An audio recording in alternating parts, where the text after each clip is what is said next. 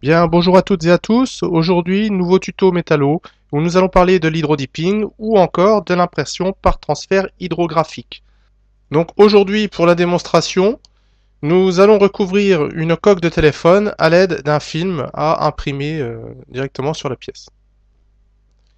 Donc pour le matériel nécessaire, nous allons avoir besoin de papier abrasif, un type par exemple ici une éponge abrasive avec un grain qui est relativement fin, au minimum P400. Ensuite, de scotch de menuisier et d'un cutter ou éventuellement de scotch de carrossier. De gants de protection. De produits dégraissants. Alors là, ici, c'est de l'alcool, mais on peut aussi utiliser des petites lingettes qu'on utilise aussi en carrosserie. D'un masque pour éviter les vapeurs nocives lors de l'application des différents produits. Ensuite, dans les produits, nous avons ici une couche d'après, donc c'est pour améliorer l'adhérence sur plastique du film. De peinture, généralement mate, au pire satinée, mais le mieux c'est que ce soit mat avec une fine couche à déposer. Ensuite, d'un activateur qui sera à déposer sur le film pour favoriser son accroche. Et enfin, la petite touche de finition, ce sera le vernis, ici, un vernis acrylique qui sera par exemple ici brillant. Et pour terminer, bien sûr, le film pré-imprimé que vous aurez reçu dans des conditions d'emballage qui protégeront le film à la fois de l'air, de la lumière et de l'humidité.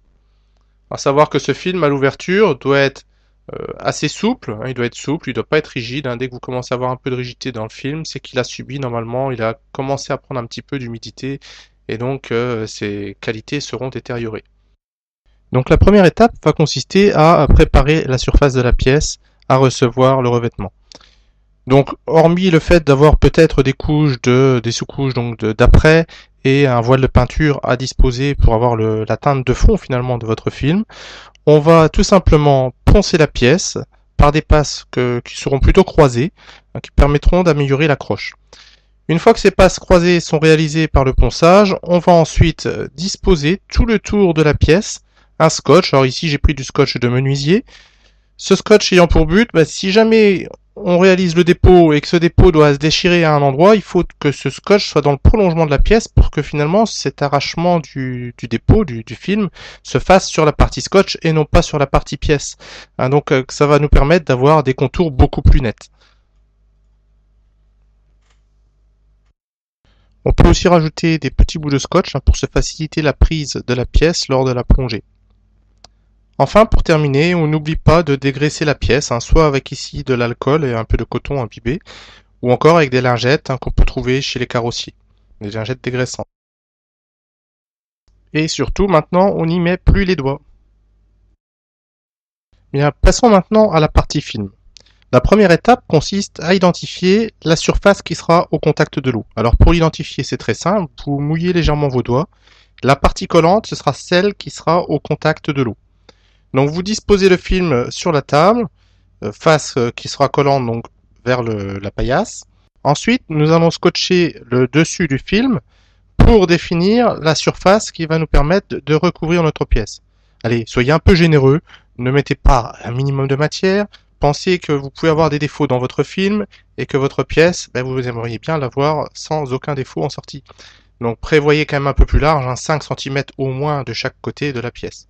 Scotchez ensuite soigneusement tout le contour et une fois scotché, vous pourrez découper avec votre cutter en plein milieu du scotch, ce qui vous permettra de détacher votre film qui servira à recouvrir la pièce. Manipulez alors le film avec précaution, utilisez des gants, ça évitera de déposer des corps gras sur le film qui pourraient altérer votre revêtement. Allez, on passe maintenant à la réalisation et à la dépose du film sur l'eau. Alors, on va le poser en prenant le film dans chaque coin, en posant prioritairement la face centrale afin d'éviter les bulles d'air. Tout cela se fait dans une eau située entre 28 et 35 degrés, idéalement on va dire 30 degrés. Alors si malgré tout des bulles d'air restent emprisonnées sous le film, pas de panique, il suffit de souffler délicatement sur le film pour essayer de chasser la bulle d'air. Bon, je dis bien délicatement, si vous y allez trop fort, bien sûr le film va se déchirer. Ensuite, si éventuellement de l'eau passe sur le film, alors là c'est un peu plus délicat, là il faudrait mieux changer le film puisque vous risquez d'avoir un dépôt qui ne se fera pas sur votre pièce et puis même de voir le dépôt se désagréger complètement sur l'eau avant même d'avoir mis l'activateur. Ensuite, le temps. On réglera un temps de 1 minute pour les films de 30 microns, films les plus courants, et de 3 minutes pour un film de 40 microns d'épaisseur. Ensuite, on va déposer, donc pour caler le film un maximum sur l'eau, on va mettre un petit système histoire de le maintenir, puisque quand vous allez plonger la pièce, en fait, ce film va vouloir glisser sur l'eau, hein, puisqu'il flotte. Après avoir attendu 1 minute, nous allons ensuite déposer l'activateur. L'activateur devra être déposé dans un temps maximum de 15 secondes. Alors moi, je le fais en passe croisée. Attention de ne pas trop en mettre, de ne pas assez en mettre non plus, sinon l'adhérence ne se fera pas correctement. 15 à 20 secondes ensuite, vous allez pouvoir plonger votre pièce. Alors attention, n'attendez pas de trop, il faut que la plongée soit faite en environ 15 secondes.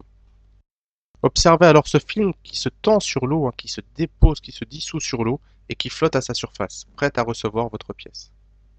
Alors, que va-t-il se passer lorsque notre pièce va plonger sur notre film devenu liquide?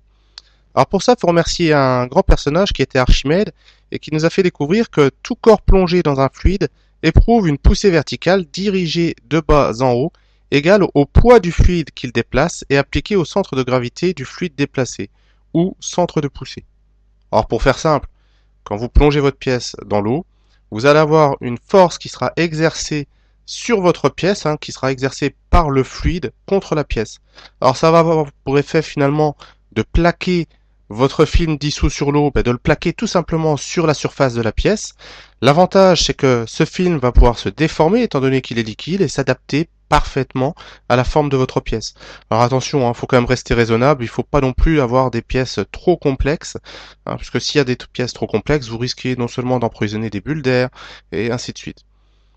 Pour cette plongée, vous l'effectuerez également avec un angle qui tourne aux alentours des 30 à 45 degrés, fonction de la forme de la pièce. Il faudra donc prêter une attention toute particulière à la plongée de la pièce et bien étudier votre pièce avant de faire tout traitement.